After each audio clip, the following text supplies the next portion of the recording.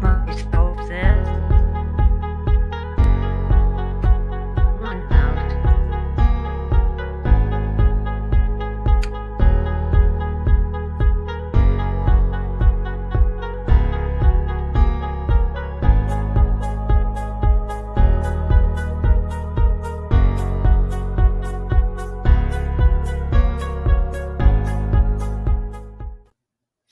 Greetings, followers. It is I, Cardinal Sin, your host. And today I have with me Tessa B.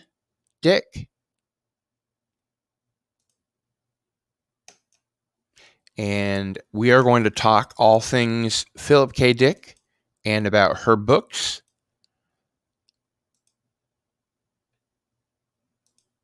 In just a moment.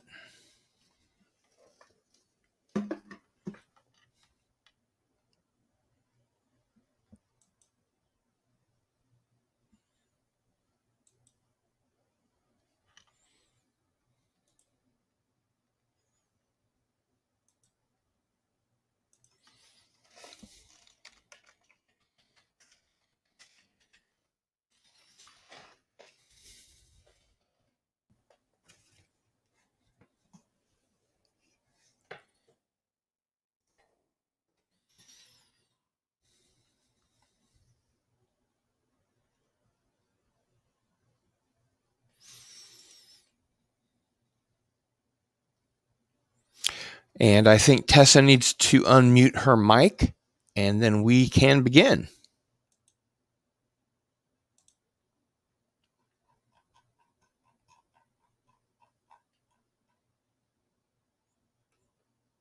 Backward. There. You're back. Now not washed out. I'm somewhere halfway between a Luddite and a nerd. Well, that's not bad. Let me go ahead and give your introduction here. Tessa B. Dick, the fifth wife of science fiction author Philip K. Dick, earned a BA degree in communications and a master's degree in English literature from Chapman University. She taught English for 12 years and has been selling and publishing her stories, poems, articles, photographs, and novels since 1969. Tessa began her writing career as a journalist, writing for magazines and newspapers. Her husband, Philip K. Dick, encouraged her to write fiction after he read her first short story. She worked with him on his later novels, including VALIS and A Scanner Darkly. Since then, Tessa has produced a variety of poems and stories, as well as a murder mystery and several memoirs. Two of her memoirs have been published in Italian translations, and her surrealist novel, The Darkening of the Light, is currently out in the process of translation. Some of her shorter works can be found in the online magazine PKD Otaku. Welcome, Tessa B. Dick, to Masters of the Genre. Oh, good to be here. Very good to have you. Muted again. Yeah, it's about time. I've been wanting to get you on the show for. Master. I've been wanting to get you on the show for a long time. Well, you should have asked sooner. And I want to say hello to the folks in the chat. We have the Time Prophet, Hale. We have Brett Cohen, Hale. Orville Nation. Orville Nation, who is my erstwhile co-host.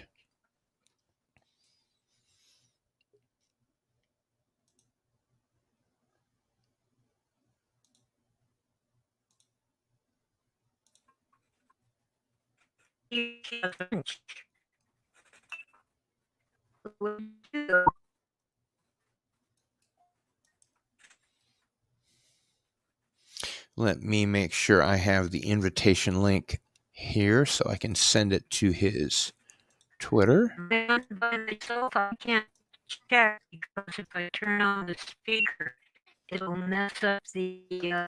Yes. Yeah. You just want to use but I'm not seeing Gil. your headphones. And I was sure that I was the one who ended up. You disappeared. Well, that's very Phil Dickian. That sort of thing happened to Phil all the time. I'm checking the chat to see who hears who. Who hears whom? And Exactly. I click teach English. Who disappeared, you or me? You did, but then I brought you back. Well, on my screen, you went black and silent. I don't know what happened. Well, I think we're okay now. It's very Phil Dickian. Yes, it is. Sort of thing always happened to Phil. So I wanted to start out, if you don't mind my asking, do you see any of the options or royalties from things like Amazon's The Man in the High Castle or Through a Scanner Darkly or the remake of Total Recall, etc.? I remember someone discussing on one of my shows that Philip would be rolling in dough if he were alive today from all the things they've made from his work, especially recently. Well, not really. Welcome, PJ. Split. Hi, PJ. It's an honor to be. It's an honor to be here with you, Tessa. Children split the royalties, and they are not very much, so they all have jobs. Mm-hmm. I had some from a divorce settlement, but they bought me out really cheap, and that's all gone.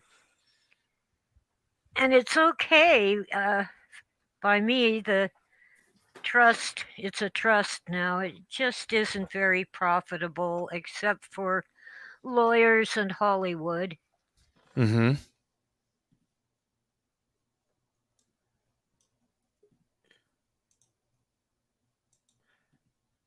Maybe if she might have to turn her camera off, right?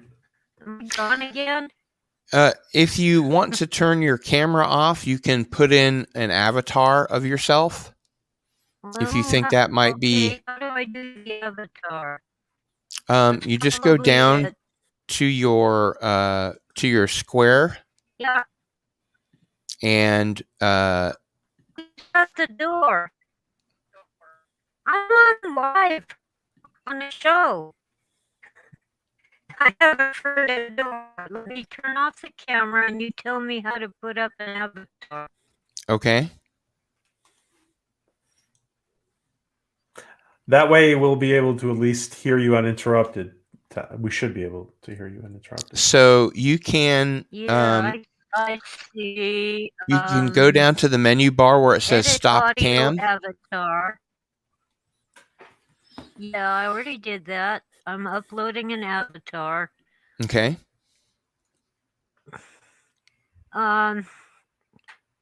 Catherine is at the door and wants something.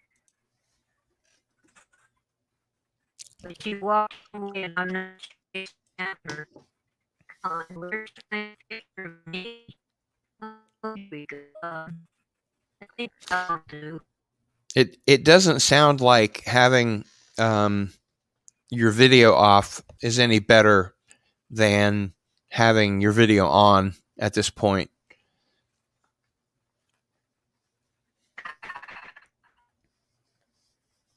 Well, let's see.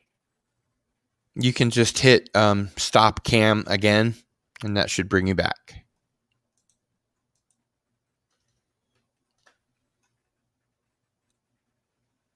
Let's see.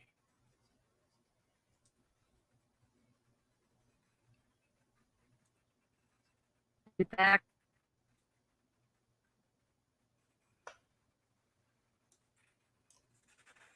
Isn't live Gee, YouTube fun? oh yeah. Are you hearing me? Yes. And now seeing you. Well, good. Well, we saw you for a Even though second my anyway. camera's off. We saw you I for a turned second. the camera off again. I'm Yeah. uploading an avatar, and it's probably gonna take forever. I think actually you can just go back to your video and we'll be fine. So let's see. I hope so. No, what's wrong? I have a clear signal and a good connection. Mm-hmm. I think, well, I know There you what are. happens on YouTube. My last name was, my YouTube tells me my connection is unstable. Please wait while we reconnect. You are They kind of must breaking have up a bit. an algorithm. I can hear her better with her camera off. Yeah, I think that's what we should do is just have her camera off.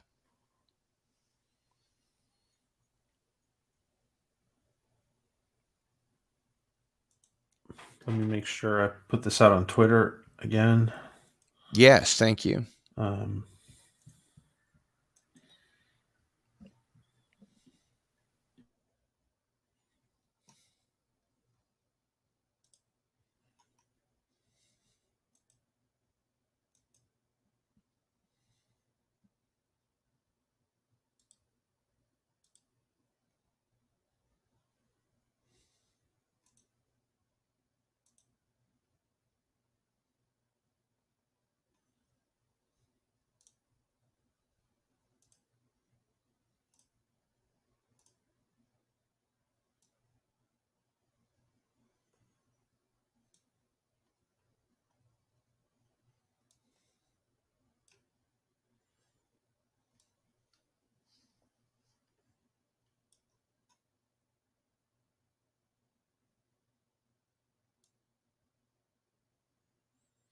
So we are waiting, and I would like to welcome the Catman, aka Dee Myers, and Zach 7.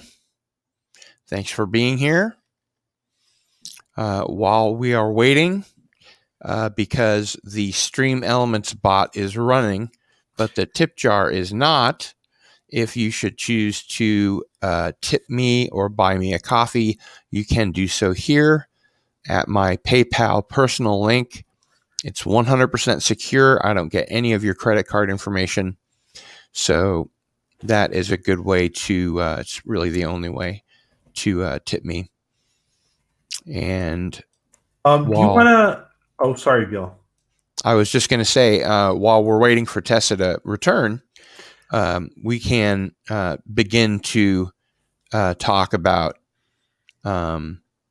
some Philip K. Dickian things.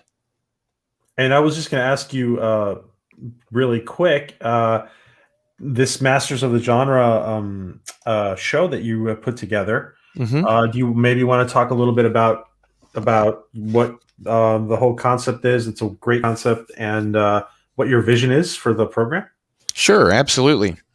And by the way, it's such an honor to be here with you. Thank you. Thank you. Basically, I interview people who have impacted the genre in a big way. I interviewed Greg Bear, a science fiction author, Paul D. Filippo, a science fiction author, Robert Anton Wilson, of course, famously, you can find on my channel. And next week, we're going to have Tracy Torme, who not only created Sliders, but he is rebooting it. And last I heard, he's going to be using the original cast. Wow. So we'll find out more about that. That's huge. Next week. Yeah, it's a pretty nice get. And he's using the original cast. Mm-hmm. So that should be a lot of fun. What credit card? But I'm bumped. And Philip K. Dick always wrote about the mind.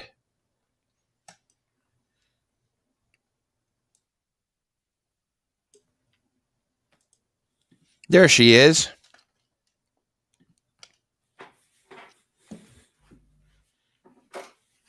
Can you hear us, Tessa?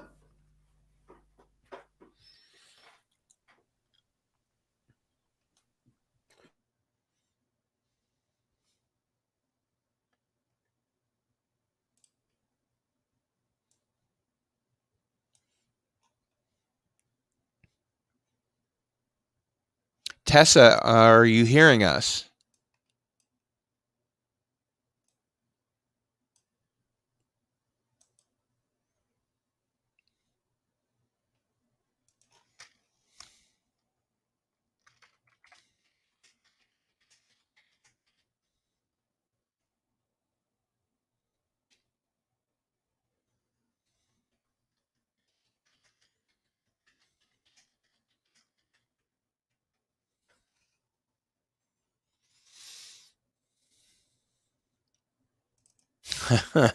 That's very funny.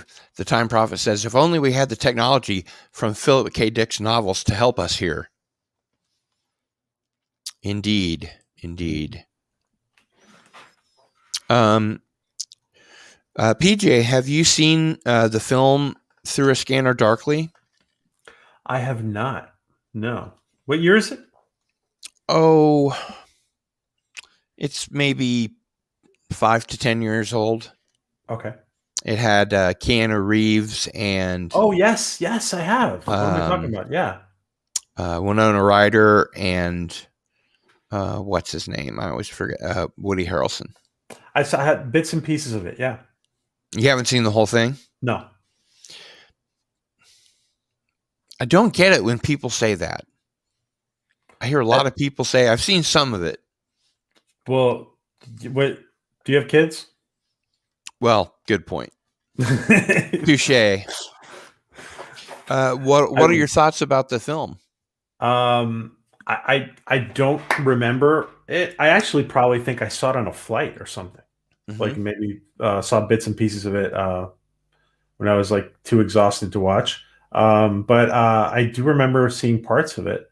Well, tell me your opinion, because I don't have a reference.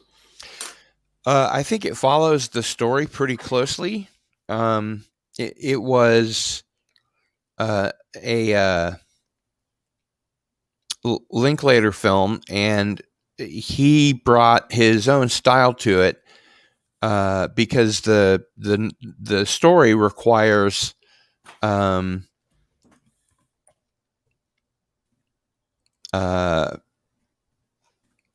suit that people can't see who you are. And so he used rotoscoping, and then, when the police that had to come out and,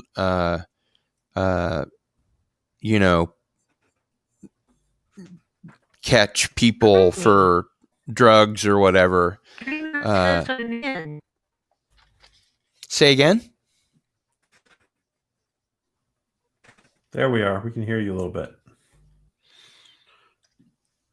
Tessa, can you hear us?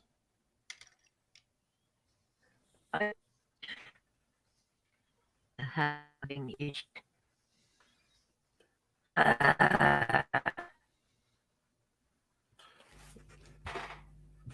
Maybe you should just turn off your camera so you can hear us, Tessa.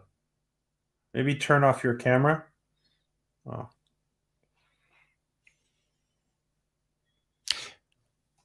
You guys were good at the beginning, right? Can you hear us now, Tessa?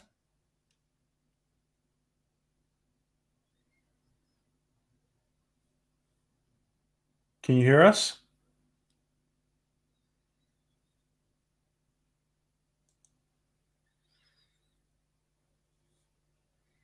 Yeah, it's probably Time Prophet. She might have satellite, for example, on her. Anyway, what I was saying was that in the film, they had the technology to rotoscope the police officers that were going out to, bust people for drugs and things like that. And their identities had to be preserved. So they wore these suits, and they were animated via color and sort of moved. Faces changed all the time, things like that. And I think it was really faithful to the story. I was surprised, to be honest, how good it was, but I shouldn't have been, because the director was a good director.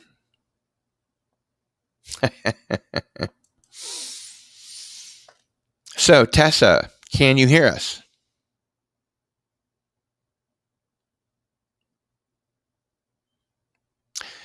Is your microphone on?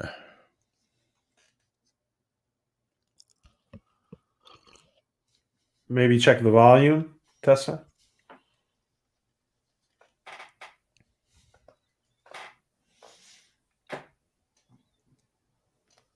Anyway, I hung out for your stream, and seemed like everybody had a good time, and it was really cool to see your guest. Yeah, we had it was interesting to have the actress Kate Drummond.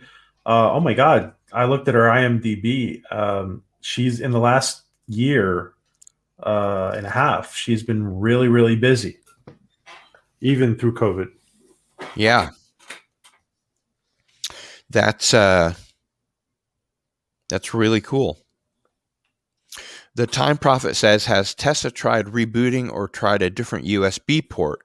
Sometimes USB earphones work better in a different port. It's not a bad idea. Unplugging and replugging seems to be the fix for most things. Do you want to tell us more about the channel and how the channel is growing? Well, my channel has several shows. Masters of the Genre, obviously. Into the Fringe is my UFO / paranormal show. Great stuff. I'm surprised at the quality of your content, man.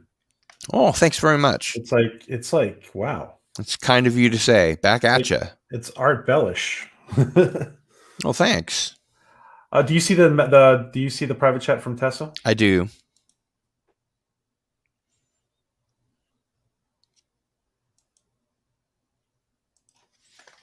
Has she left all the way and come back in? I'm about to ask her to do that.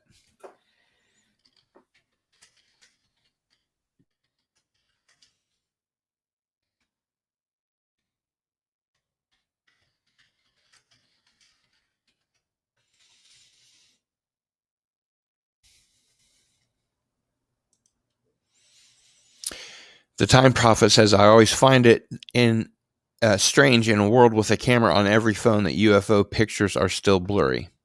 Well, there's a good reason for that. They're not cameras that are designed to take photos in the dark, and a lot of UFOs that are the genuine ones tend to move quickly enough that it's kind of a blur, so you don't really get very much.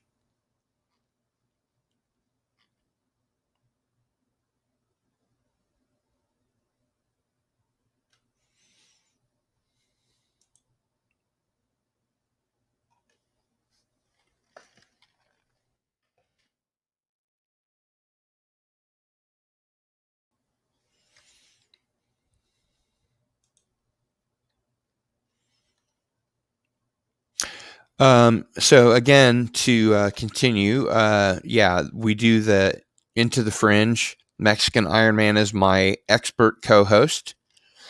As a matter of fact, this Thursday, we are going to be doing a show without a guest. We're just going to do it one-on-one and talk about the Pentagon's report, which is due to be released, and Congress will have a classified closed session about it, and then we'll get an unclassified, watered down piece of garbage that isn't surprising in any way and doesn't tell us anything new.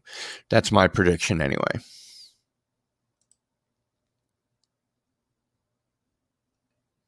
Interesting.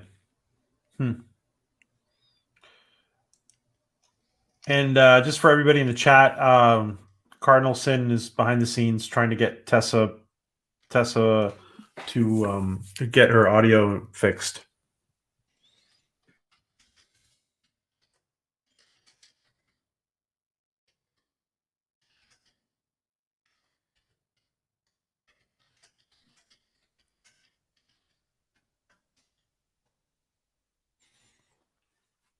You know what you should do?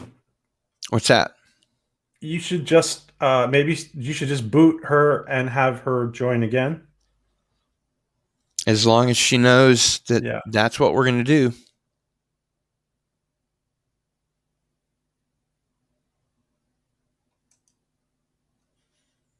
Okay.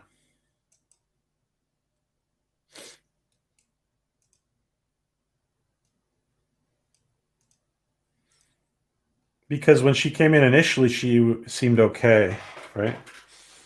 Yes.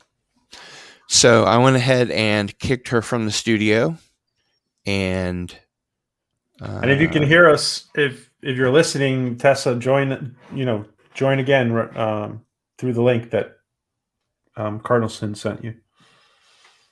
I think the Time Prophet, it's probably an internet issue on her end.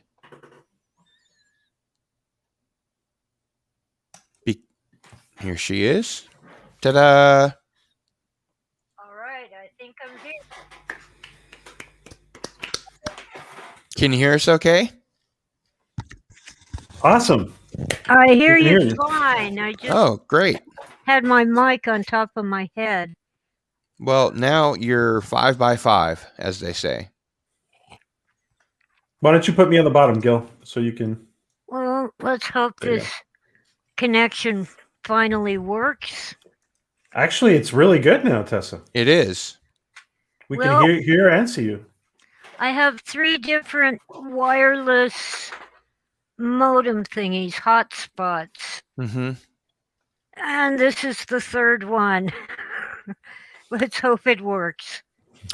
So in 1974, Robert Anton Wilson wrote a book about an experience he described as a telepathic communication with an alien intelligence existing on, within, or near the star Sirius. He went on to say that Dr. Timothy Leary, Uri Geller, Philip K. Dick, British poet Brian Barrett, and 7 others received 19 such communications, presumably by aliens, all exactly the same. Wilson mentions it in Cosmic Trigger and called it the Starseed Transmissions. It deals with life extension and intelligence intensification. I understand that Philip had a similar experience. Well, he had several experiences, but the big one was on the 2nd day of March in 1974. The pink light. But you need to understand that when he wrote about it, he was writing fiction. All his fiction is based on experiences that he had. So he exaggerated, embellished, and made stuff up to tell a better story. I think I've run into a few authors that have done that. Yeah, but he did recover a buried memory that was quite disturbing. Can you tell us about it? Well, he was basically abducted by men in black. We didn't have that term then, but they were wearing black suits. He thought they were FBI, but he was in Canada at the time. So that would be weird. But whoever they were, they apparently drugged him, hypnotized him, and told him to kill himself. Goodness. And he had forgotten. All he knew was that he woke up sitting on the floor after having swallowed a bottle of sleeping pills. Well, that doesn't sound like a very nice experience.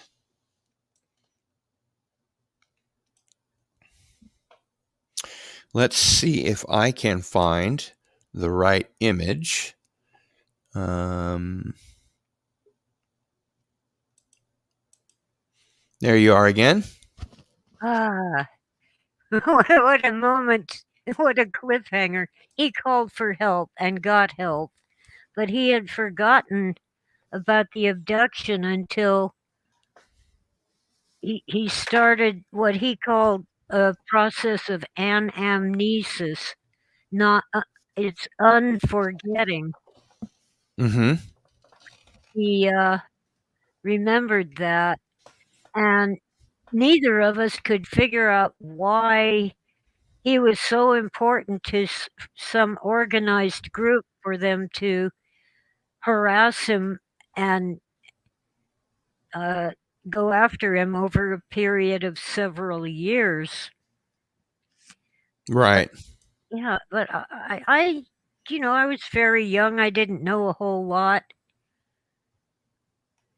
at the time, but I've put it together since then that his troubles started shortly after Dr. Timothy Leary escaped from prison, Mm-hmm. where he was in for drug charges. Right. And, well, that was late 1970. But in June of 1969, Phil had talked to Dr. Leary on the phone, and Phil was proud of that. He said Leary and John Lennon were fans of his work. In fact, Phil claimed that the Beatles song Paperback Writer was about him. Yeah, that was one of the questions I was going to ask you about. Well, I didn't connect it until it was one of the anniversaries of John Lennon's death. It talked about the bed in for peace in Montreal. The reason Dr. Leary was there was to help record that song, Give Peace a Chance. Mm-hmm. And Phil's friend, the journalist Paul Williams, was also there, so he called Phil on the phone and got people to talk to him, including Leary and John Lennon.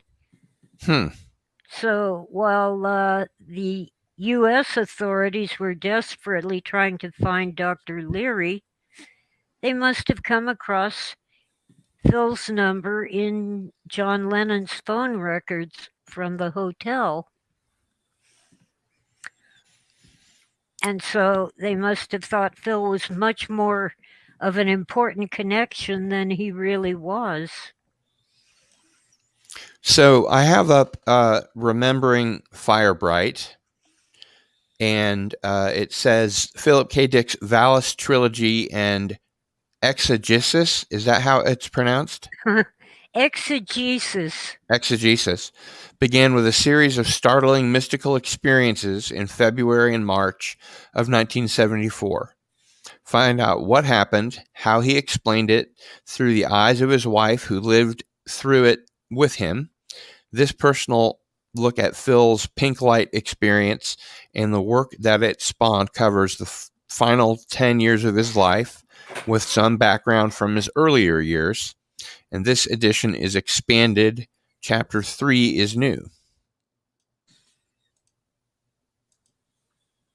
Oh, I was backstage again. Yes. Well, you see, I write things down so I don't have to remember them. Right. But I've been working on an explication or explanation of the exegesis, so some things are uppermost in my mind. And, the Gnostics love to claim Phil as one of their own, and he even claimed to be a Gnostic, but he disagreed on some major points. Although he did share, I would like to speak of him in the present tense, even though he's gone. That's fine with me. He did share some Gnostic concepts, but he was trying to figure out why this female voice would talk to him, and sometimes he would see either men or women in the form of ancient, well, not too ancient, I'd say Renaissance philosophers or pagan gods and goddesses. Mm-hmm. So he started calling these figures different names like Zebra or VALIS. VALIS stuck because he thought that this satellite, which was run by a computer, was a vast, active, living intelligence system. Ah, yes. Thus the name. Yeah, and it told him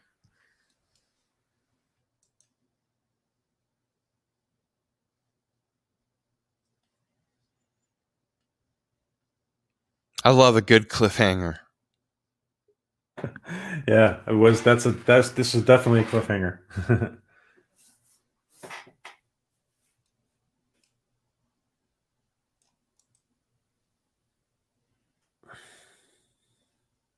Very interesting stuff. And while we're waiting, I would like to say hail to Oswald Spengler.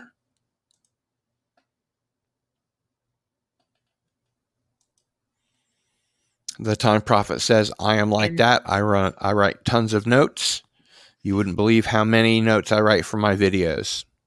Yes, Phil's exegesis was never a completed work.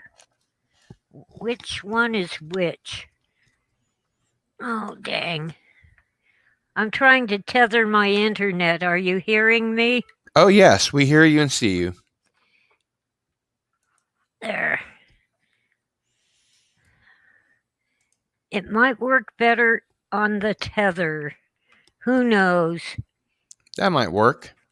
Well, StreamYard suggested it. We'll see.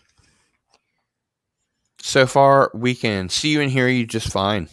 But I keep dropping off at important points. That's okay. I was just saying how much I love a good cliffhanger. So the VALIS satellite told him it was the bromide and showed him a picture of an image, moving image of his grandmother. I remember that bromide is likely what killed Charles Beaumont, one of my favorite writers. Okay, it was his grandmother reaching into the kitchen cupboard, probably for some bromo seltzer. Mm-hmm. It was like Alka-Seltzer in the day, upset stomach and headache remedy. Right. But really, it turns out that the pills that he swallowed in that suicide attempt were potassium bromide. Oh, they weren't sleeping pills. They're actually a date rape drug, but if you swallow enough of them, they can kill you. Mm-hmm. And apparently they were readily available in Canada at the time. So there he was. Of course he lost his memory. That potassium bromide does that. Yeah. Well, I think we definitely need to talk about Bladerunner. and Blade Runner 2049. First, I'd like to ask PJ, have you seen Blade Runner 2049? I have, yes. I have. And I've seen Blade Runner 2049. I thought it was really good. I'm a fan of both films. I thought that Denis Villeneuve's treatment of the property was respectful, gripping, and evocative. So let's talk about Blade Runner and Blade Runner 2049. Does Tessa, did you feel it was respectful? Probably. I did enjoy it as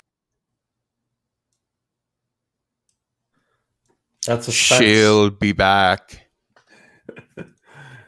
Yeah. Tessa's doing this on purpose to keep us in suspense. It works pretty well. It does. I'm at the edge of my seat, literally. I used to put bromide in the tea in the Second World War in Britain, and the CGI in the new Blade Runner was good. There you are. I don't think tethering is the solution. Okay. Tessa, you have me on the edge of my seat. Yeah, the cliffhangers are amazing. Well, there's a number of problems with continuity.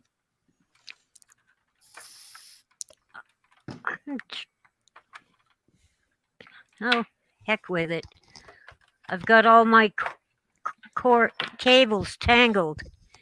The biggest one is when Love goes to the police station to find Kay through their computer. And am I on? Yep. Good. Your screen went black. I guess they needed to have a gory murder scene because the police couldn't possibly find Officer K. He had wiped his hard drive, so they couldn't find him. Actually, I think in the movie that he was ordered to delete that memory, but didn't. Well, he told his virtual girlfriend that they couldn't track him now because he wiped his hard drive. Okay. Now, in an earlier scene, Love had tracked Kay through his portable virtual girlfriend who was in his pocket. Mm-hmm. So she didn't need the police computer. She already had the means to track him. It was a VALIS Industries device. Yeah. Yes. Hey, I watched that movie over and over. I still have the DVD. I did enjoy it, but as I said, I had to trash it for things like that. Well, a lot of movies have continuity errors, but yeah, that's a big one. I think that overall, Blade Runner 2049 was kind of a film and a half. Yeah.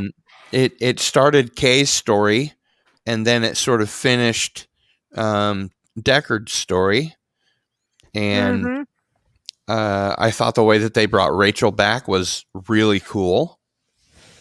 Yeah, well, I thought that Jared Leto was really, really good as Wallace. Oh yeah, he was excellent. It's a shame the way they treated, and I blank on the name, the actress who played Rachel. Oh, I'm blanking too. But actually, she came back to help them recreate the special effect. Yeah, she was no longer the young ingenue, so she got a bit more respect. And she helped them, capture her motions and CGI for the de-aging process. I think she looked better in this film than she did in the original film. Lauren Pita, is it? No, No, it's Sean Young. that's it. Hmm. Yeah. Apparently, after that movie, she developed an alcohol problem, but she's dealt with it now. I don't blame her. But I have to disagree with, the movie and a half thing. If they were going to run it for 3 hours, they needed an intermission. Hmm. People are sitting there drinking 32-ounce sodas. Yeah, They need an intermission. I don't do that. I bring a bottle of water. I always have a bottle of water with me, Yeah. and I just kind of sip on it. Mm-hmm. I do think it was nice. Like, we haven't seen that in a long time. It was nice when we used to have intermissions, right, Tessa? Yes, it's excellent. It's also an opportunity for those who don't like the movie to walk out without making a scene. But no, it really blew it. It was a flop at the box office. So was the Just original. yeah. Well, the original, I haven't found it yet, but it had competition from another major movie Hmm. that was more kid friendly. I forgot which movie it was. It might have been E.T. The Time Prophet from the chat asks, "Can I ask Tessa a question? Was Deckard really a replicant?" No. If you ask Ridley Scott, yes, but if you ask Philip K. Dick, no. The whole point was that his job made him lose his humanity and become like a replicant. Hmm. But Very basically, he interesting. was killing people for a living. Yeah, he was an assassin, but Yeah, only to replicants. But there are but things in the film that I think are some dead giveaways, especially when you get to the final cut of the movie that that he was a replicant. well, that's what Ridley Scott thinks, and it's his movie. And I remember seeing an interview with Rutger Hauer, and he said if Deckard was a human, it would be like fucking a toaster. But that's Rutger Hauer for you. Well, yeah, Rutger Hauer disagreed with Ridley Scott on a number of things. Yes. As far as I'm concerned, the first Blade Runner would be nothing without Rutger Hauer. Yeah. He wrote And most of his final speech. mm-hmm. Really? He Yeah. did. He wrote it the night before they shot it, and Ridley Scott shot the ending that he intended to shoot, and then Rutger Hauer asked him, "Will you shoot this, monologue that I've written?" And he did, and they put it in the movie. Wow. And it was one of the best short monologues in cinematic history. Yes, Tears in the Rain. Exactly. But in the novel, it's basically a metaphor for slavery. Mm-hmm. Slaves are not considered fully human, even though, like the replicants, they're organic. And I don't think Phil had in mind all these metal skeletons with serial numbers and stuff like that. Right.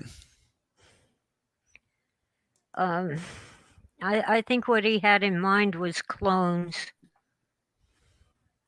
genetically engineered, but not robots. And he called them androids. Right. Replicant is Ridley Scott's term. Mm-hmm. Are you fond of the replicant term, Tessa? No. But I'm not fond of android either. The point is that for quite some time, black slavery was justified by claiming that the black people were not fully human, that they did not descend from Adam and Eve. And that's, of course, a bunch of horse pucky. Right. So I'm sharing the trying to anyway. There we go. The image of more on the exegesis of Philip K. Dick. Well, I see fire bright. Let me You do. grab my let me grab my copy of the book. There we go. There. This is the book. It's just Do you see the more on the exegesis now? no. How about now? No, I'm still seeing fire bright. Okay. But let me make you. This is just a sample of the book I'm working on. Let me make you big, and you can show us that better. Nice cover. Where am I? I'm even smaller now. I know. I'm trying to get it right. Anyway, it has one of my favorite photos of Phil with our son after his first haircut.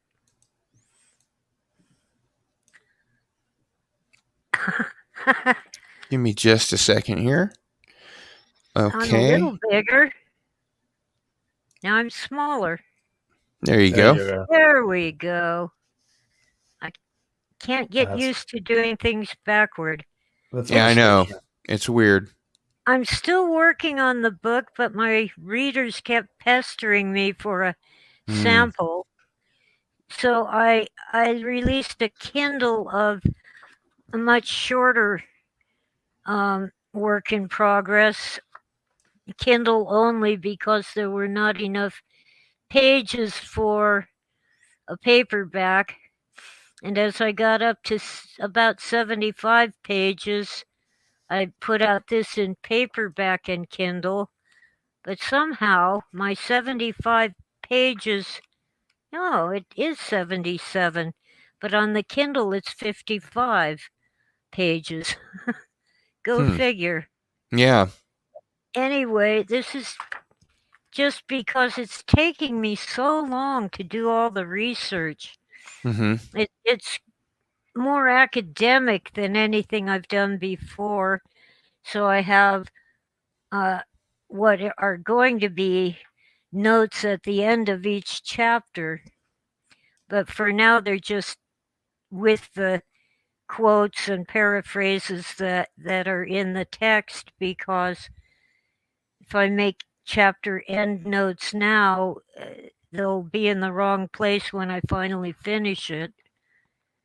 The blurb for more on the exegesis of Philip K. Dick, A Work in Progress, says explorations of the exegesis with emphasis on Gnosticism and dualism, how Philip K. Dick's 1974 visions arose from a lifetime of experiences and speculations about paranormal and religious matters. This work in progress will cover some of Dick's novels, many of his speculations, and his experience of organized harassment in the early 1970s. That's a blurb? Where? Amazon. Huh. I must have written it. I don't remember. But my blurb is, they called him insane. They said he would never write another novel because he had burned out his brains with drugs. They were wrong. Philip K. Dick went on to write A Scanner Darkly and 4 VALIS novels, which are considered some of his best work. While producing some of his best fiction, he also labored on a monumental work of nonfiction that he called exegesis. All that we have are his notes and correspondence based on visions, dreams, and insights. because he did not live long enough to compose the finished work. Let's explore what he did accomplish in formulating his exegesis. I must have written both of them. I don't remember. I like that one better.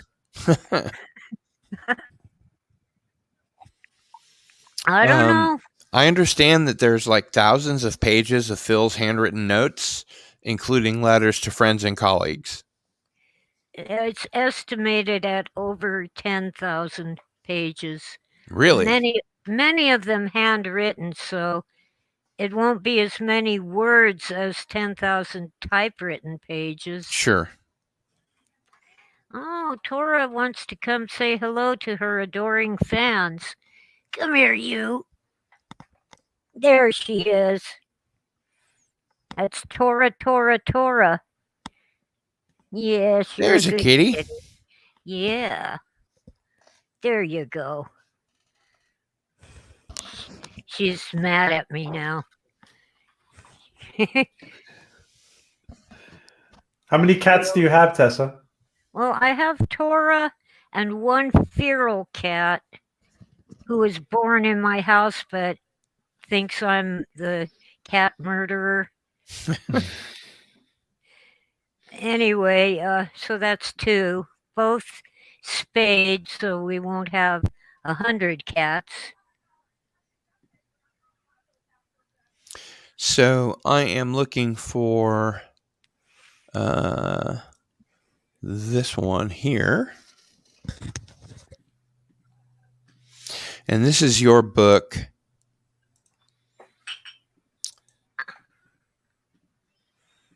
I have to share it first. Okay, I'm guessing it might be this one. Conversations with Philip K. Dick. Oh, nope, not my guess. Yeah, I'm not seeing it, but it says, sit down and enjoy a glass of wine or a cup of coffee while having a conversation with Philip K. Dick, author of Bladerunner, The Man in the High Castle, Total Recall, and many more books and stories. Listen while he discusses his monumental work titled Exegesis, and sympathize with him about November 17th, 1971, the invasion of his home. Learn about his mystical visions and his studies of religion and philosophy. This book recreates some of his most fascinating talks among friends, as remembered by his wife, Tessa B. Dick. Okay. I got more flack on that book because it isn't in order.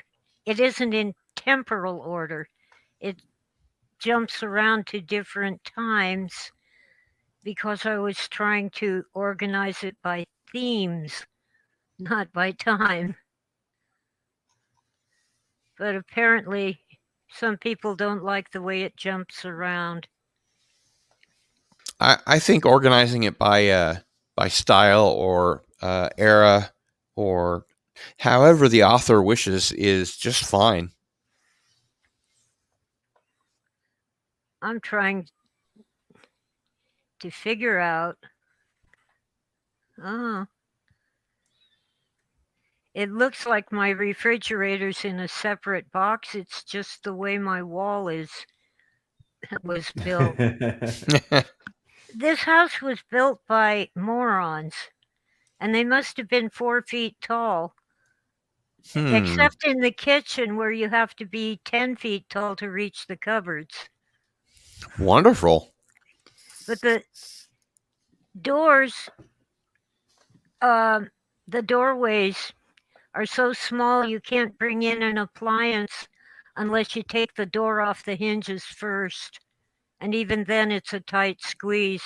Yeah. So in the conversations with Philip K. Dick, I've read some of this, and it sort of kind of takes place from your point of view. Sort of. Can you give us some details about conversations with Philip K. Dick? I'm trying to bring the reader into the living room with Phil. Mm-hmm.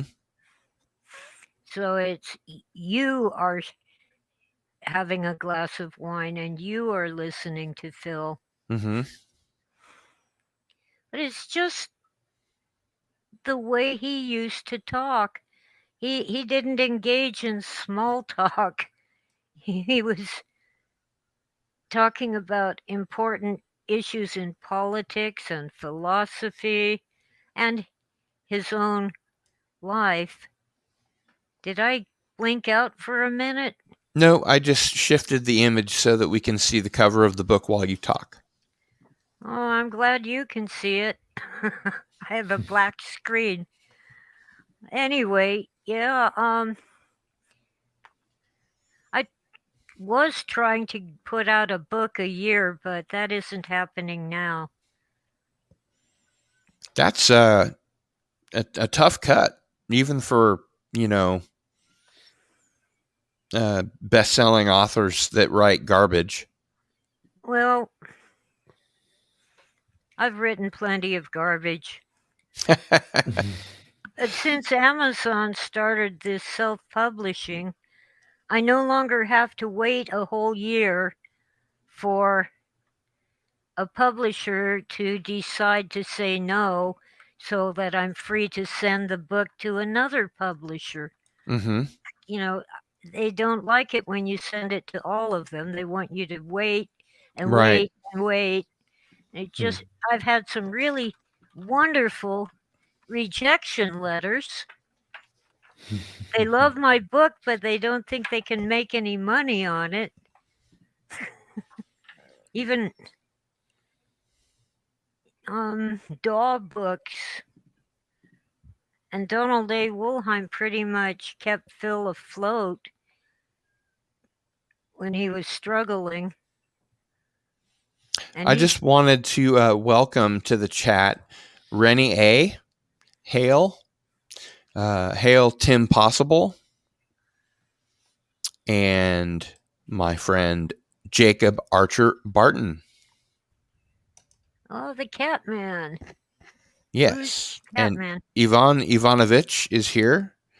And the Catman, a.k.a. D.D. Myers, is here.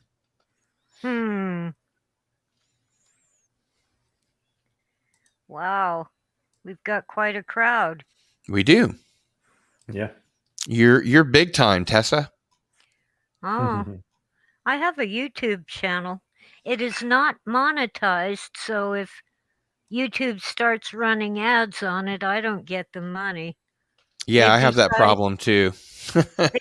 They've decided they can do that. Well, I can't monetize it because the Google ad pay stole my measly $20 years ago. They do that. They kick you off of their WePay program that runs ads and keep your money, and you can never join again. And of course, they own YouTube. Yeah. So let me ask you,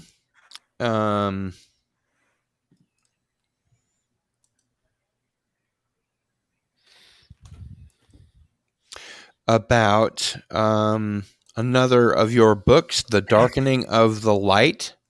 Yeah, I've got that one right here. Can you tell us about that one? Well, that's a really nice cover, Tessa. I like that cover. Thank you. This cover was done by Nick Buchanan, and he refused to charge me a single penny. Oh, wow. He's done several of my book covers. He did the Conversations cover and the Bladerunner cover. Well, anyway, he is a graphic artist and he runs some kind of tech company in England. But this novel, I wrote it in a sort of fever. I swear never knew where it was going to go next. And it's funny, it involves a husband and wife who, in separate incidents, each one ends up in a coma and living in a dream world. And it was as if I were in that world with them. It's very surrealistic. It has some elements of Dante's Divine Comedy and some elements of Mozart's Magic Flute. Interesting. But my favorite part of it is when the husband is attacked by alien slugs. That sounds pretty interesting. Well, and go ahead. They lay their eggs in his brain. Ooh, creepy. Yeah. Oh, it gets creepier, but you'll have to read it. I look forward to it. And let's go ahead. Say again, PJ. Likewise, I look forward to reading it. Yeah. Let's talk about your book, My Life on the Edge of Reality. Okay, that one has some errors that don't really matter, like names of my brother's friends and which church they went to. He corrected me, but I haven't taken the time to edit the manuscript. But, and so this is a memoir. Yeah. Well, I'm not sure. I think I put the UFO in that book, but it's been so many years, I'm not sure. You've seen a UFO? Yes, but not a flying saucer and no little green men or gray aliens. Can you tell us about your sighting? Yeah. Now, Mom told me it was just the moon, but I've checked the maps at where our house was at the time, and the moon does not rise in the south. Right. It was a big red-orange glowing ball coming down from the sky. But I was only 6 years old in 1960. So when Mom told me I imagined it, I took her word for it. But my older and smarter brother, who was 9 years old at the time, brought it up in conversation when I had never mentioned it to him. And then I found a book called UFOs over California that has an entire chapter, well, really 2 pages, about the Red Bluff incident. And those things were seen all over from Northern California down into Baja. And there were even newspaper articles about it and police officers who witnessed it. And it went on for almost a year. But I remember only the one sighting. The weirdest thing was Mom called us in from the backyard, and she insisted that we had, refused to answer her for a long, long time and sent us to bed early. Wow. And we don't remember that. We thought we came in as soon as she called us. So maybe there's some missing time there. Well, either you get hypnotic regression or you don't. Nope, not going there. Yeah, that's probably wise. The blurb. The blurb for My Life on the Edge of Reality is, the man told me that they were dropping me from the program because I was neither physically nor mentally fit for long-term space travel. I begged him to give me a chance, promising that I would work very hard, but he only looked sad while telling me that it was impossible. He added that I was remembering too much and I might tell the secrets to people who shouldn't know about the program. So now I'm telling the secrets. This personal memoir of the dysfunctional childhood of Philip K. Dick's fifth wife reveals a few things about a bizarre experiment in mind control that was conducted on children in the 1960s. Humph. I wonder if. Oh, well. I don't remember writing that, but okay. I usually write my own blurbs. It's Well, if very it's a similar to. memoir, having space Yeah. travel and stuff in it would be very interesting. Yeah. Well, Yeah, this it's has been got to a be very long interesting time, and a very but interesting read. Sorry, Tessa. that's what I would have written. I just don't remember it. Yeah, I would from time to time find myself in a strange place with strange people, but they felt totally familiar to me. And they claimed that they were aliens, that they were our superior genetic cousins. And I just didn't believe I was on a spaceship. I still don't. Mm-hmm. But they did show me images of the planet Jupiter on a screen that was supposedly on the bridge of the spaceship. And you need to keep in mind it didn't look anything like the set of Star Trek, which would have been what I would have imagined. Right. Well, on the screen they showed Jupiter, and I looked and I said, "No, that has to be Saturn. It has rings." And later, Jupiter turned out to have rings. Yeah, and it was Jupiter. They went around and showed me the red spot. Mm-hmm. And this was 1970, so it's possible that someone at NASA knew that Jupiter had rings, but you couldn't see them from Earth, and it wasn't public knowledge. I learned about it in around 78 or 9, I think, in college in an astronomy class. Can you tell us what the aliens looked like that were on board this spacecraft? Well, they looked like people, Mm-hmm. little taller than average and better looking, but not really movie stars. Sounds like what has been described as the Nordics? people in the Ashtar Command or the Nordics. Yeah. Well, in the early UFO days, 1950s,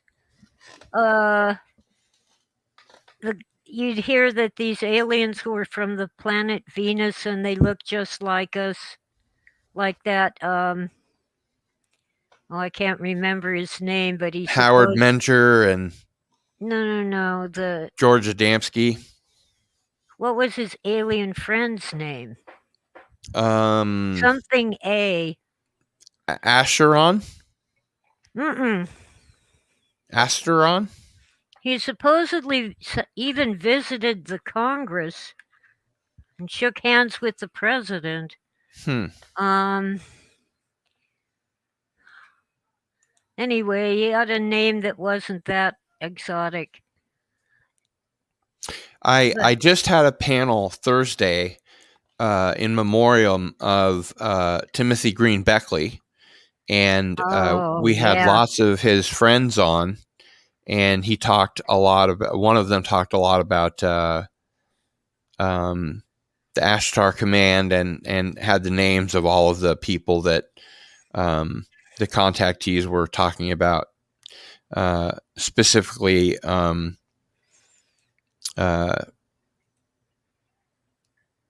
Not Howard Menger, the other one I mentioned. Wow. I can't believe I'm not remembering his name, but he spoke at length about that. Huh. And Jacob Archer Barton, thanks for the retweet. I appreciate that. Okay. Yeah, my tablet is seeing the correct images, but my computer won't show them to me. Go figure. Yeah. So let's go ahead and try another book here and see what you can tell us about.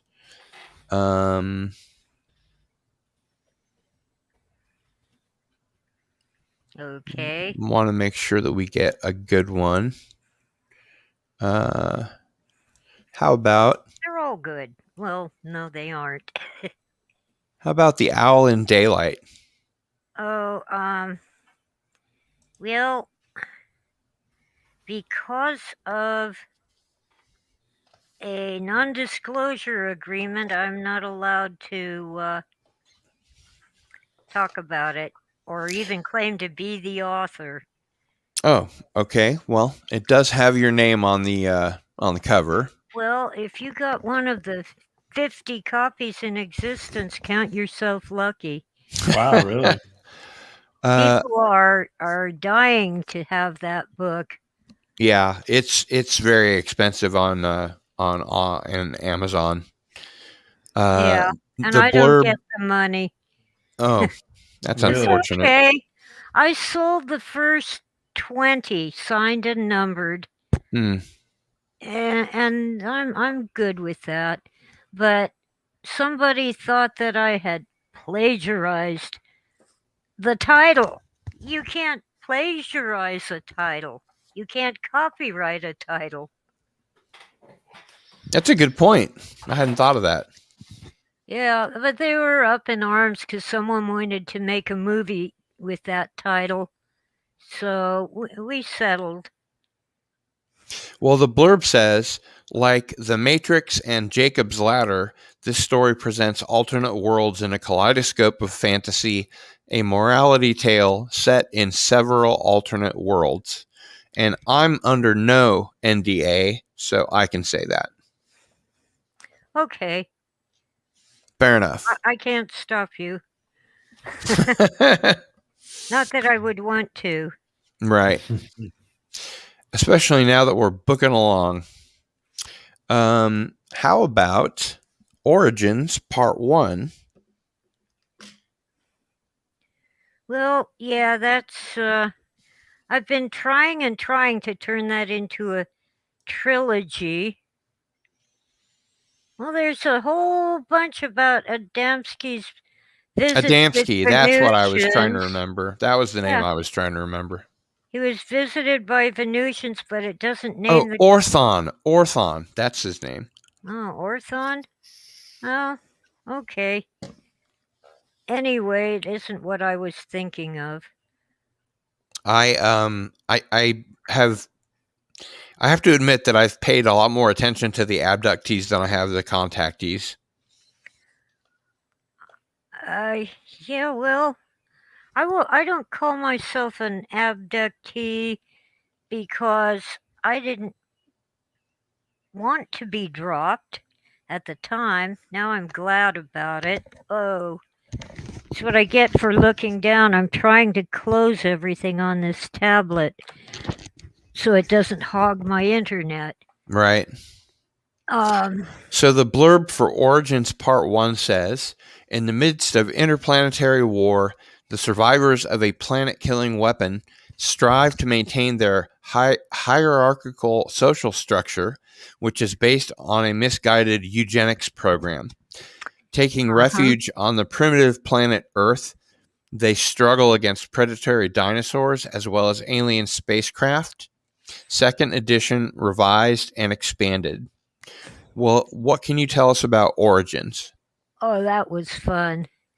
I had been listening to Art Bell interviewing, Richard Hoagland about Mars. And I'd always suspected that we must have colonized Mars at some time in the distant past, and maybe many of us came from Mars. It would explain why we're so poorly adapted to life on Earth. This is not the first time I've heard the theory that we are the Martians. Yeah.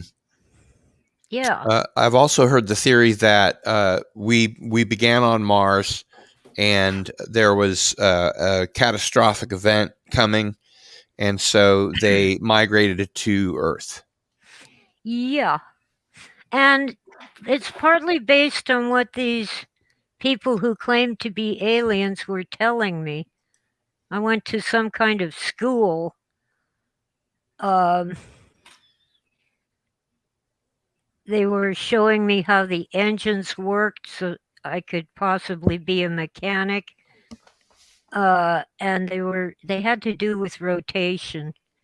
And I couldn't grasp the concept that the flywheel didn't attach to the axle the way that's how a car works. Mm-hmm.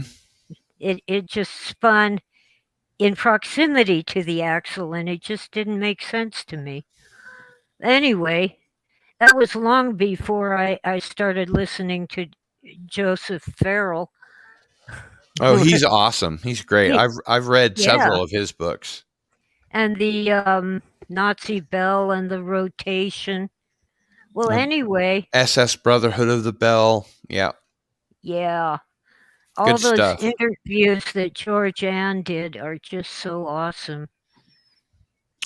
He is going to be a guest on Into the Fringe pretty soon. Oh, good. I really enjoy listening to him. Sometime in July. Good. I mean, we don't agree about everything, but I was fascinated by first Hoagland and then Dr. Farrell and something about the pyramids on Mars. Mm-hmm. We have a question from the audience. The Time Prophet asks, question for Tessa, has she read The Martian Chronicles by Ray Bradbury? Well, I started reading them, but then the movie came out. Mm-hmm. And, I couldn't resist Rock Hudson. I had a really bizarre experience. I was reading The Andromeda Strain by Michael Crichton. Yeah. And I was about, 4/5 of the way done. Uh-huh. And I put my bookmark in it and set it down. And I turned on the TV and it was on the screen, and The Andromeda Strain right where I had put the book down from. So I didn't finish the movie, and I didn't finish the book, and I haven't seen the whole movie, but I've consumed the entire story. Well, that's a real synchronicity. It is. Now, Phil made me read Dune from cover to cover. He didn't read it. The movie hadn't come out yet. I think that was after he passed away. Anyway, Tessa, I have a question. Sure. We just got off a stream with producer, writer, producer, creator Joseph Malazzi. Have you ever watched his show Dark Matter or Stargate? No, but people keep telling me to. If it's on Netflix or Amazon Prime, I can get it. I think it's on Netflix. Dark Matter is on Netflix. Yeah, I think it is. And Stargate as well. Oh no, yes. no, yeah, yes, all of Stargate. Yeah. Yeah. So you can watch as much as you want. Well, I might have started watching Dark Matter. I'm not sure. It's a great show. One of my favorites. And I'll have to watch them. But as far as Origins goes, I just wondered how we ended up with all that great big asteroid belt. Is Mars really more like a moon than a planet? Well, they have seen evidence of oceans on Mars at one time, especially on one side. One side was dry and the other side was water. Well, maybe a water-laden world blew up and flooded Mars. Yeah, it if might be. Mars was its moon. But, you'll hear these astronomers poo-pooing the idea because there isn't enough material in the asteroid belt to make a planet. But who says it all stayed there? Yeah. Do they know Yeah. that for sure that there's not enough material? Apparently so. They've figured out how much is there. There is a little planetoid they call Ceres. Mm-hmm. But, I keep finding that the science changes over time. I'm certain that when I was a kid, they said that Pluto was shaped like a potato. But when they show us photos now, it's round just like the moon. Yeah, I think Deimos and Phobos look like potatoes. Oh, yeah. And finally, astronomers agree they're probably captured objects. And way back before all this censorship, many scientists speculated that they were actually, if not spacecraft, some kind of metal satellites that just got covered with dirt. Mm-hmm. Oh, by the way, now you can speculate about COVID. A year ago, it would have gotten you kicked off the internet. Yep. That's true. It turns out it really was created in a lab in Wuhan. Well, they're not saying for sure, but kind of makes sense. I saw the folks that used to do Rising on the Hill, Crystal Ball, and I don't remember the guy's name, but they had uncovered emails that proved that it was cooked up in a lab in China, in the Wuhan province. It's entirely possible. Apparently, the first people to get sick were workers at the lab. Mm-hmm. And this has felt all along like a dress rehearsal, not the real thing. That's an interesting idea. Well, it just isn't as deadly as the flu. And yet we shut everything down for it. You mean a dress rehearsal for something worse, you mean? Right. Can you imagine if it had been Ebola? Oh my gosh. Well, see, the thing with Ebola, though, is Ebola would never have gotten around so far because Ebola, like for example, Ebola would have had limits to its spreading. Well, yeah, you die before you can spread it, but Yeah, someone's got to take care of you and bury your body. yeah, it would definitely initially have a great impact. I just don't think it would have spread around the world as well. Unless it were engineered in such a way that it could. Oh, don't give them ideas, Tessa. I'm sure they've thought of that. Yeah, I know. Tessa, I forgive me. I have to step out. It was such an honor to hopefully I'll be able to meet you again online. Well, I do a YouTube video every Tuesday morning around 9 a.m. Pacific, and I'm on Facebook. Are you live when you do that? Yes, yeah. She is. I've been in her live streams.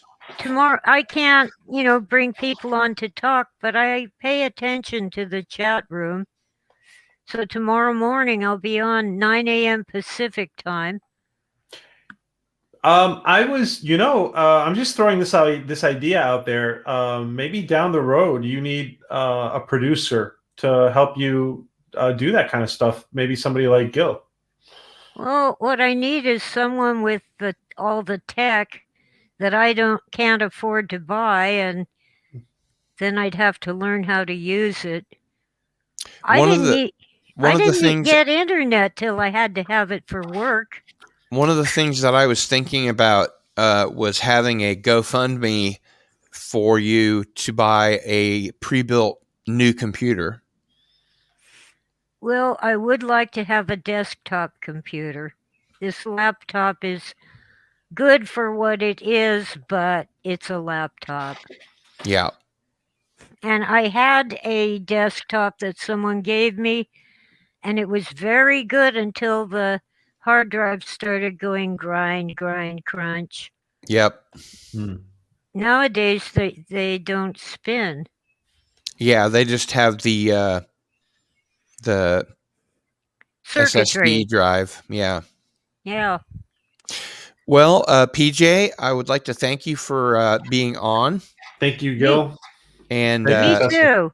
of course, next week we will have Tracy Torme Wow. on, who is the creator of Sliders and who told me on the phone that he's bringing it back with the original cast. Wow. Amazing. Amazing news, Cardinal. Thank you again. Thank you, Tessa. I will leave you both to a great discussion. I'm going to be listening for a bit. Thank you, Tessa. Thank you, Gil. Thank Thank you, you, PJ. PJ. Okay. Now it's just the two of us. It's just the two of us. Now we can talk the really good stuff. Whose life is in danger, yours or mine? I don't know. Let's see. So, in Origins, I gave it a title that you read and I forgot again. It's an old novel that needs a sequel, but I had this eugenics program going where it's very much like the Nazis. Mm-hmm.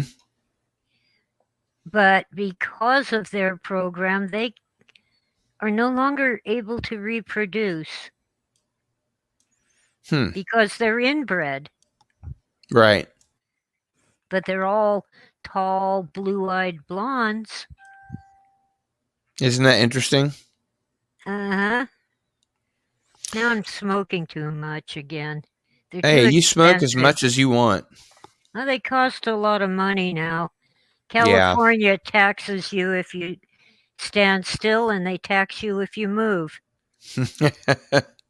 That's probably true. How about this one? 2012 and Beyond, Ancient Secrets and Mysteries. Oh, God, I'm embarrassed about that book. It's really something I dashed out in a hurry just to have something on Amazon. The blurb for this one says, the 2012 prophecies are debunked in this overview of the history of myth and religion. The wealthy and powerful elite do not want us to know the true history of our true future. Whether you and I believe it or not, certain members of the wealthy and powerful elite do believe that they are descended from the gods. Looking forward to 2012 necessitates a look backward at the ancient prophecies about this time. It is not the end of the world, but rather the beginning of a new age. Do not panic. This overview of religion through the ages attempts to reveal some of the sacred secrets, the mysteries rooted in mystical societies and hidden from public view since ancient times. The deceptive simplicity of those secrets can lead the seeker down many false and treacherous paths, or it can reveal the light of truth. This tome documents much of the research that went into Tessa Dick's novels, Gaia's History, and the upcoming sequel, Gaia's Wrath. No. Liberally sprinkled with Bible verses, this volume tends toward the Judeo-Christian worldview, but not the Orthodox view as presented by the major churches. The various threads explored in this book attempt to demonstrate that the major religions have adopted various pagan beliefs and practices which the God of Abraham, Isaac, and Jacob did not dispense to humanity. Ancient catastrophes and visitations by sentient beings shaped the history of civilization and continue to influence human culture today. Yeah. Is that about right? I need to point out that Gaia became Origins. So, And we will say Gaia is what I call the planet Earth in the novel. good night to the Time Prophet. Oh, good night, Time Prophet. Thanks for being here. Absolutely. Let's see. Well, we've got almost half an hour left. I think Origins has a better cover now. That's an old edition, but the text should be the same. Uh-huh. That's a second edition, I believe. The first edition just has a great big T-Rex head. Right. We showed that a little earlier. But I'm pretty sure the current one has a better That one cover. there? It's got a different title, but it says it's part 1 of Origins. Mm-hmm. And a better cover. I just can't picture it right now. You can't see it on the screen?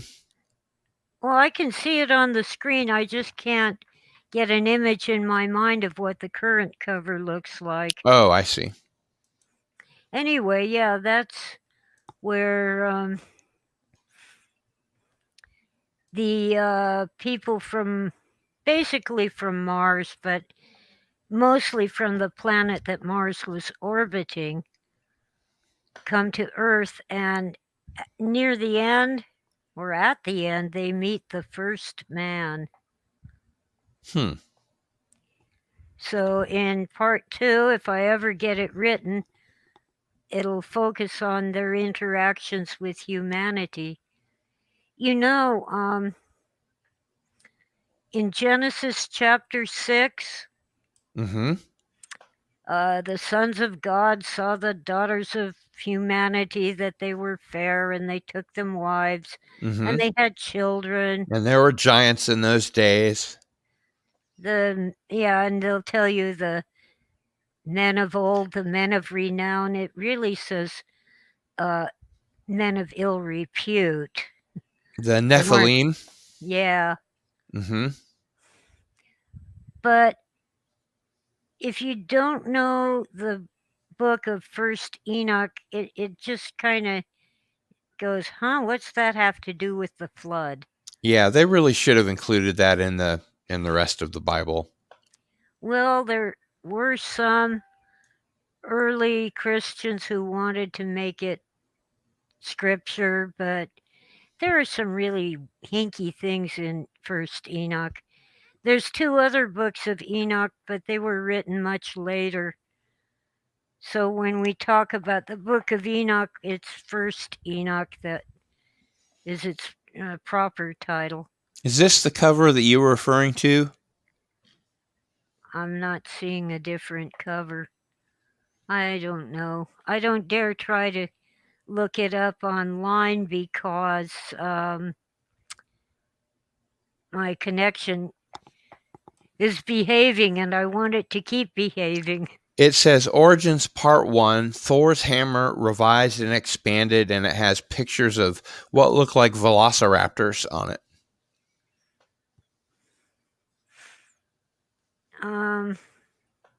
Let me see if I can get evil tablet. I want a bigger phone. I want a phone the size of this tablet.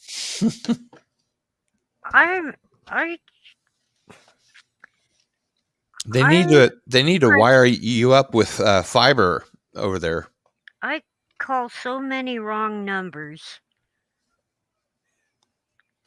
I also need a flip phone, so it'll quit doing things while it's sitting in my purse or my pocket.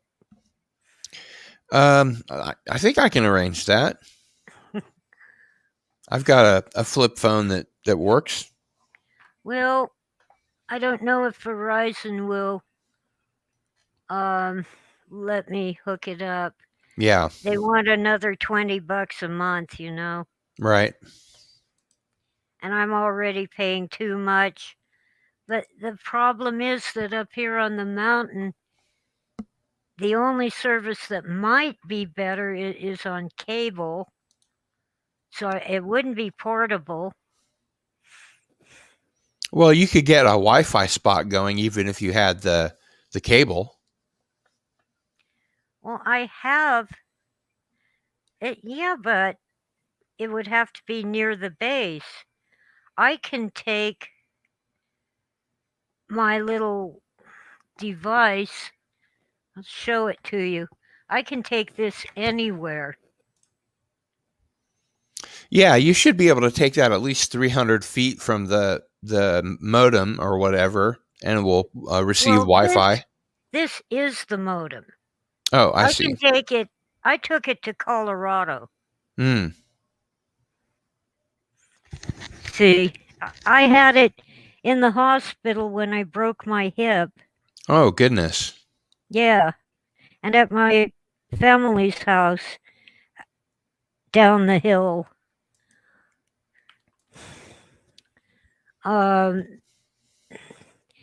never been farther east than Colorado. Oh, really? I've been to Seattle, but all I saw was the airport and the hotel. Yeah, that's happened to me a few times. I've been to Southern Oregon a lot because Granny lives there. And one time in the dark ages, I went on a day trip to Calexico. Mexicali. They're the same city, but on opposite sides of the border.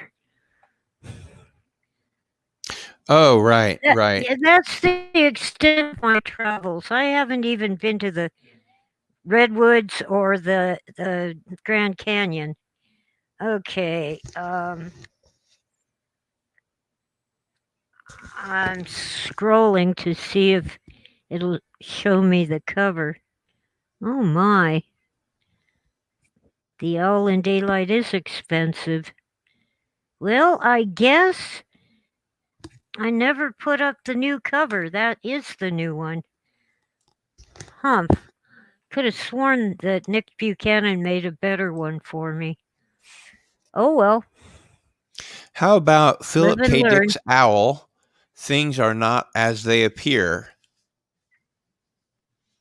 Well, that was sort of a practice, a preliminary sketch for the whole novel. I remember in Twin Peaks, Don S. Davis said, "The owls are not what they seem." Yeah, I was hooked on Twin Peaks. We have a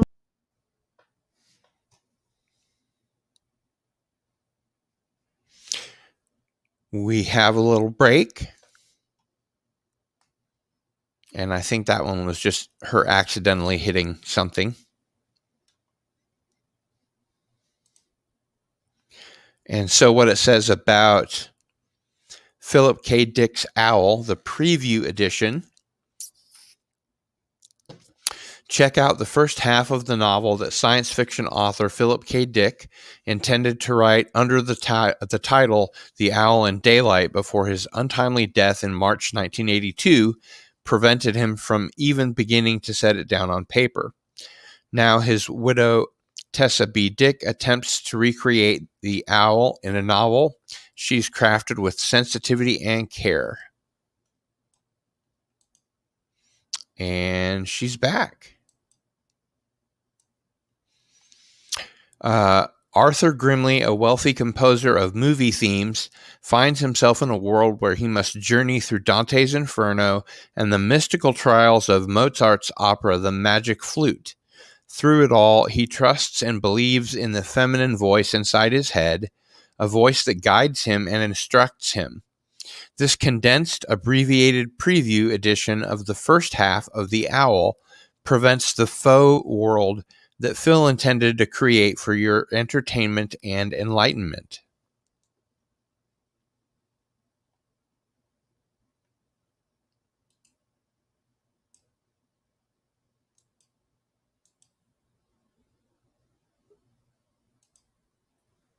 Oh, it hates me. Am I back? You're back. Okay, I'm back. Or as they say, they're back. They're here. So, Well, the Philip K. Dick's owl, Things Are Not As They Appear, is a basically the first half of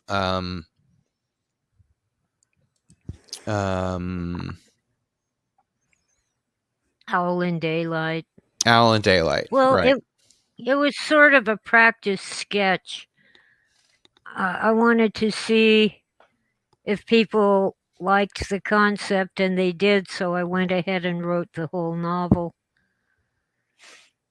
What can you tell us It about was, Fallen Angels? that's it. That's the new edition of Origins that I couldn't read.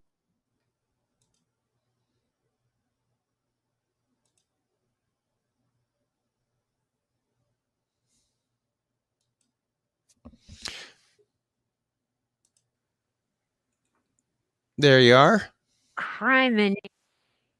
I thought maybe turning off the camera would help. Fallen Angels is the newest edition of Origins because the people from Mars are fallen angels, like in Genesis 6. They came down to Mount Hermon and married human women. Yeah. What Angels about... is such a... Go ahead. Angels is just not the right term, but we don't have better words in English. Angels are messengers. Humans can be angels if they carry messages.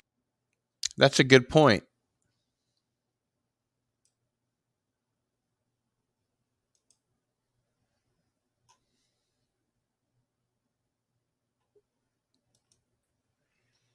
Well, that's a good point. I'd also like to touch on Allegro's Mushroom, a book that fascinated Philip K. Dick. Oh, yeah. John Allegro, the sacred mushroom and the cross. He thought that Jesus was a mushroom. The red Amanita muscaria with the red top and white dots. Oh, I went through his entire book and I'm not convinced. And there are problems with the sacred mushroom and the cross that just kind of make me shake my head. For one thing, the Romans didn't care if you were doing drugs. They wouldn't have to keep that secret. I think they were doing drugs. Oh, the Greeks certainly did.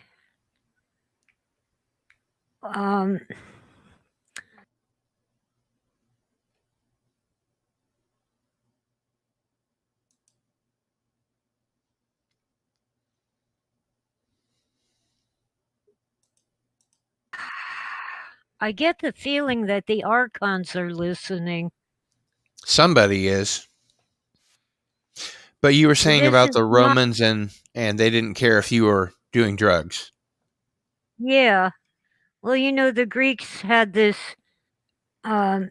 beer made from barley that had gone moldy with the ergot mold. So they were doing LSD long before Dr. Leary, his sidekick, Alfred Hoffman. Can't remember the Hoffman. Yeah, Abby Hoffman. Supposedly you could only do that once in your life, but I'm sure there was cheating. Oh, I'm sure. Their ancient mystery schools were actually teaching things like science and math. The higher education that was not for the masses. Yeah. Along with some mystical stuff. The Rosicrucians and the Masons, they all seem to have an educational system that was... The Rosicrucians? And the Masons. Well, the real ones or the Amorc? No, the real ones. Yeah. Well, after King Philip the Fair of France had all the high Masons killed for heresy because he owed them money and didn't want to pay it back. Well, let's see, in Portugal, they just became the Knights of Christ. In Scotland, they were safe. But in most of Europe, they had to kind of go underground. And you know what? No one ever found the Knights Templar treasures. That's true. I think they're in the Vatican. So let's move on. That they were... What can you tell us about Murder Lies? Oh, totally different genre. Well, let's see. Lavinia Stout lives in Twin Peaks with her cat. And she's a phony psychic until she also has a detective's license. And she tries to help a friend investigate one of his employees. And she has to go to Denver to do it. I had never been there when I wrote this, so it was weird when I actually went there. But apparently the research I did on Denver was good enough. Anyway, a murder happens, and everybody is lying.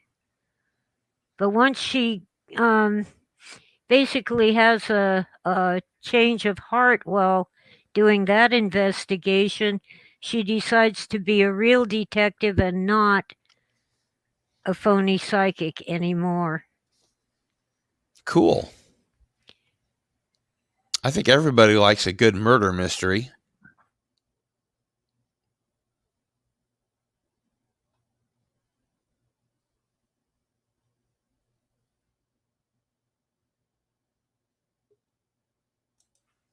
Shall we conduct an exorcism? That might be more helpful.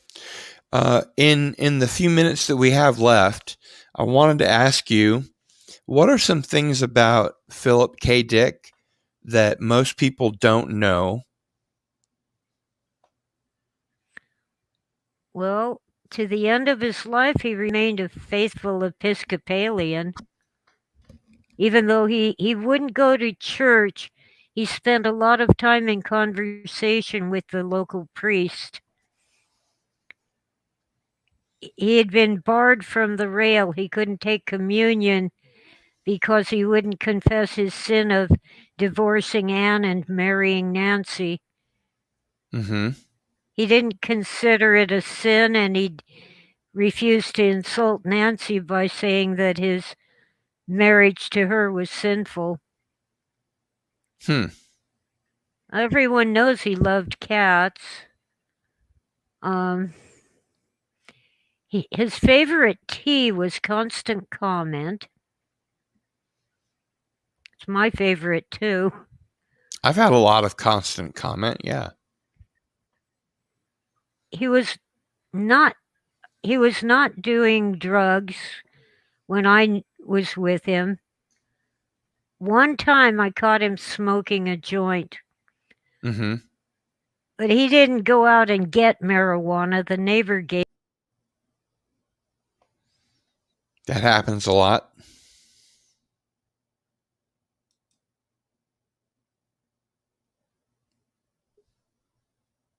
Oh, Lord. You said the neighbor gave it to him. Yeah. And I could have killed him because I didn't want to get high. He smoked it in the bathroom, and I walked in there and got a good whiff of it. Yep. Yep. But, he did smoke cigarettes, but he'd smoke one and not touch another one for a week or a month. Oswald On the Spangler other hand, he asks, had Dean Swift snuff. could you ask Tessa if Phil was left-handed? No, he was not. He was right-handed.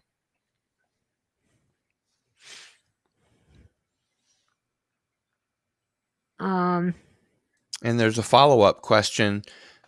Was Phil very interested in the left-right brain hemisphere split theory? Well, of course, it's central to A Scanner Darkly. I think it's pretty well established. He thought you're breaking up now. He thought that some of the illegal drugs were causing that sort of brain damage where your two hemispheres don't talk to each other. Very interesting. Yeah, well,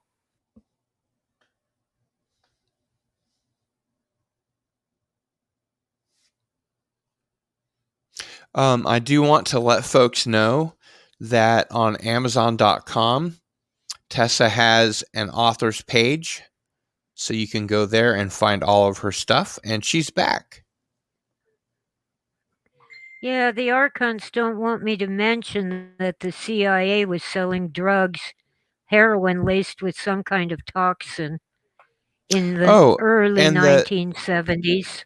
The 1974 home invasion, can you elucidate on that at all? It was 71, and I didn't meet him till 72. Mm. But some friends of his did see the aftermath and even take pictures. It definitely happened. And it was not done by Phil himself. It had to be a group of people with battering rams to knock down the doors and some kind of explosives to blow up his file cabinet, that sort of thing. We're looking at police or higher, right? Some kind of organized group really wanted him to, disappear one way or another. Very interesting. I think it's interesting that the organization is still unknown.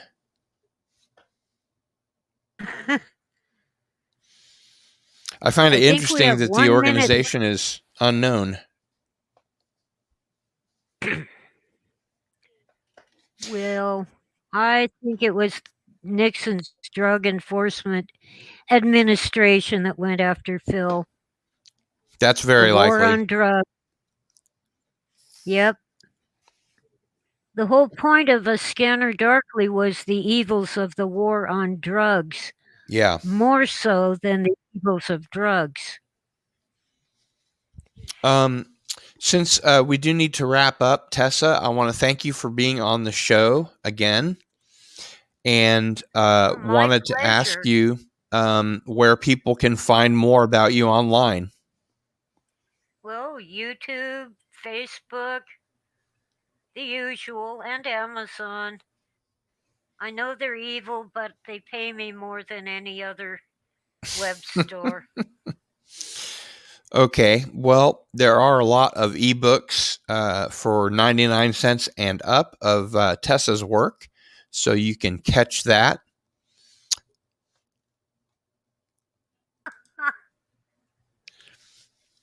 And I was just mentioning that Amazon has a lot of your ebooks for 99 cents and up.